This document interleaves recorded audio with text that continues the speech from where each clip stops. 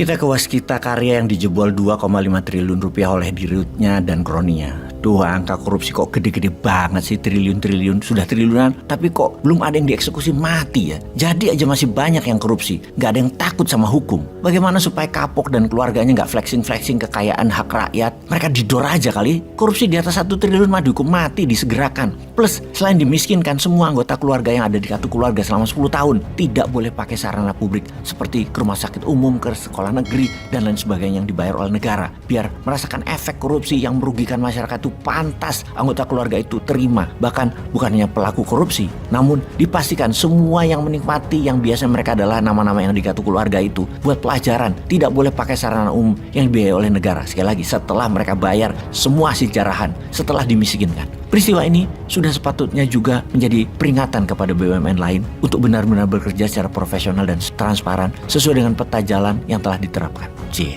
Demikian bos BUMN berkata ketika dalam masa jabatannya anak buahnya terbukti lagi ketangkap masalah korupsi yang telah lebih dari 20 kasus besar-besar terjadi di BUMN-nya dan ratusan subkontraktor swasta yang mengerjakan pekerjaan-pekerjaan dibayar proyek BUMN yang tidak dibayar BUMN. Pada ngamuk-ngamuk di berbagai tempat, ditambah banyak BUMN yang merugi.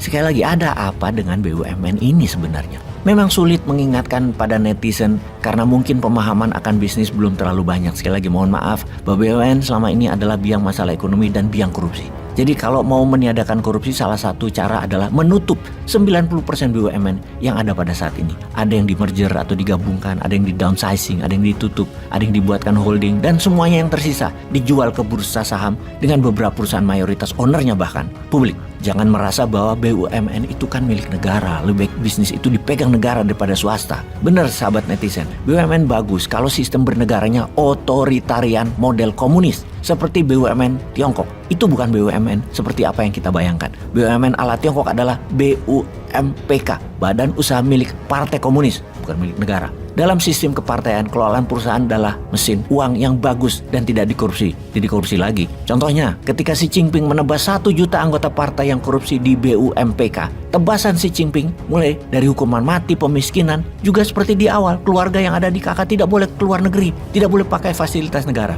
Hukuman mati kepada pelaku korupsi disaksikan anggota keluarga yang ada di KK. Ini kejam. Namun, begitulah kalau kita niat membuat negara Wakanda ini bebas korupsi dan tidak gila jabatan. Ketika menjabat, amanah. BUMN di Wakanda, kalau untung pejabatnya dapat bonus, tantiem, dan lain sebagainya, banyak dah untungnya. Kalau rugi, negara yang tanggung, APBN yang nanggung, pajak yang nanggung, rakyat yang nanggung. Dan untuk membuktikan swasta versus BUMN, semua proyek BUMN pasti outsource ke swasta. BUMN itu hanya project management yang harganya 3 kali lipat dari ongkos membangun atau produksinya. Sehingga semua proyek yang dipegang BUMN harganya paling tipis adalah 2 kali harga swasta. Kenapa nggak langsung ke swasta? Itu aneh bin ajaib. Oh, lupa. Perlu pejabat di komisaris atas tim ses dulu yang telah berhasil menjelek-jelekkan lawan politik dan telah dengan sungguh-sungguh memprovokasi lawan. Mereka perlu tempat duduk enak di komisaris yang mana hal itu tidak akan pernah dilakukan Newman nanti kalau dapat mandat. Lah dari 800 BUMN kalau komisarisnya 5, ada 4.000 tempat duduk nyaman ber-AC nggak kerja dapat cuan bulanan.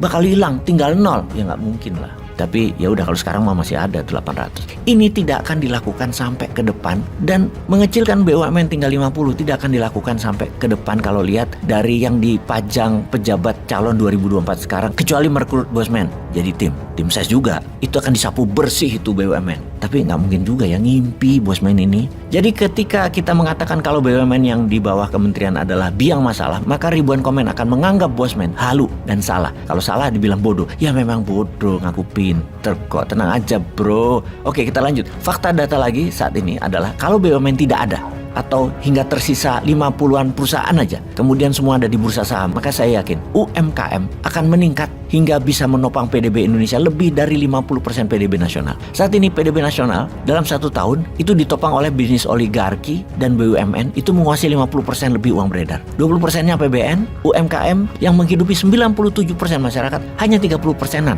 porsinya. Sudah sekian panjang pejabat negara, udah 7 presiden, UMKM masih warga negara kelas 3. Setelah nomor 1 oligarki dan BUMN, nomor 2 rebutan anggaran, nomor 3 yang 97% populasi baru rebutan kue 30%, ampas oligar dan sub kon BUMN. Kecil peran pemerintah di UMKM. Bertumbuhnya UMKM semua karena autopilot. Kalau ada sentuhan pemerintah malah rugi. Contoh desa wisata, petani dengan pupuknya, harga gabah, nelayan, apa saja yang ada pemerintahnya, pasti ada mafianya. Ya kapan tumbuh UMKM-nya? Yowes, kita ke BUMN yang korup. Menek BUMN kayaknya kerjaannya banyak banget, sehingga tidak waspada dan tidak fokus membenahi meningkatkan kinerja. Dibuktikan dengan banyaknya kasus besar korupsi dan masih minta subsidi APBN BUMN itu sampai 70 triliunan. Namun realita, minggu lalu kasus korupsi meledak di BUMN. Kejaksaan Agung Kejagung telah menetapkan Dirut Waskita Karya Destiawan sebagai tersangka kasus dugaan korupsi, penyimpangan atau penyelewengan penggunaan dana PT Waskita Beton tahun 2016-2020. Dalam kasus itu,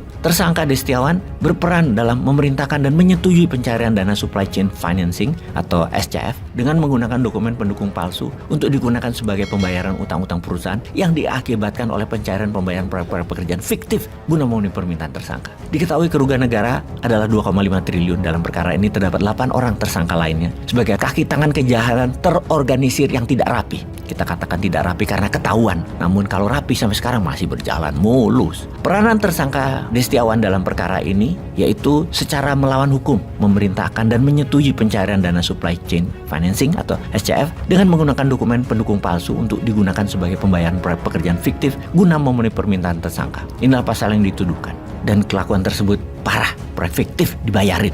Destiawan sendiri ditunjuk Menteri BUMN sebagai Dirut Waskita Karya baru pada Juni 2020 setelah memimpin Waskita Karya sebagai Dirut sejak Juni 2020 tersebut kembali diangkat di Februari 2023 untuk periode kedua. Disinilah ketidakwaspadaan Pak Menteri. Mungkin terpesona dengan info-info pembisik yang mengatakan Destiawan itu orang prestasi. Proyek Simpang Susun Semanggi dibangunnya. Sejumlah proyek infrastruktur Bali mendukung G20 dirampungkan, seperti penataan jalan Simpang Siligita Kempinski, showcase mangrove di Nusa Dua untuk penataan jalan mencakup pedestrian, saluran air, jalur hijau, dan ducting utilitas. Pada 2022 juga Waskita Karya menggarap proyek pembangunan Masjid Syekh Zahid di Solo yang dituntaskan pada Maret 2023. Anak buahnya Destiawan, Direktur Keuangan ditangkap Desember 2020. Direktur itu juga anak buah Menteri BUMN tentunya ketika ditangkap. Jujur masa sih ada anak buah salah? Nggak ada kayaknya. Yang ada adalah nggak waspada sampai ke sana atau bagaimana nih Pak? Kan supply chain financing pasti ada tanda tangan Dirut dan